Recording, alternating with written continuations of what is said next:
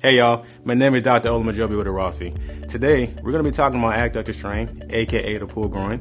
We're going to talk about the causes of the adductor strain. We're going to talk about the signs and symptoms that may be indicated if someone has this particular injury. We'll also go into how traditional healthcare may approach this issue and how we at Airrosti may approach this a little bit differently. Let's get started. A pulled groin results when too much stress is applied to the muscles in the inner thigh and groin area. When this force is too much, it can lead to the muscles becoming overly stretched. You'll usually see this with a fall on ice or the legs being split. You'll also see this with explosive movement activities such as change of direction, we're jumping, we're running, right? We're squatting, we're doing a lot of explosive movements. You see this a lot with football, basketball, maybe even tennis, soccer or whatnot, track and field. Any explosive movements that requires sudden change of movement, typically gonna get this. Let's go into some of the signs and symptoms of a pulled groin. Visually, you'll see swelling and or bruising in the inner thigh, depending on the severity of the injury.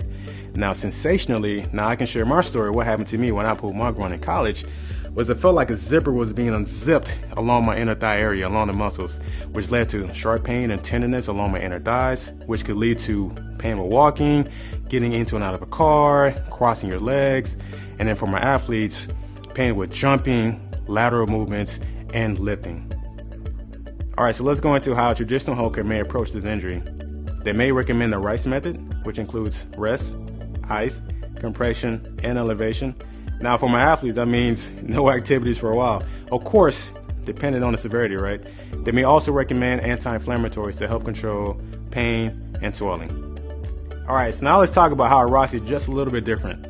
We perform an in-depth evaluation, which helps us arrive at a proper diagnosis so we can get down to the root cause of your pain.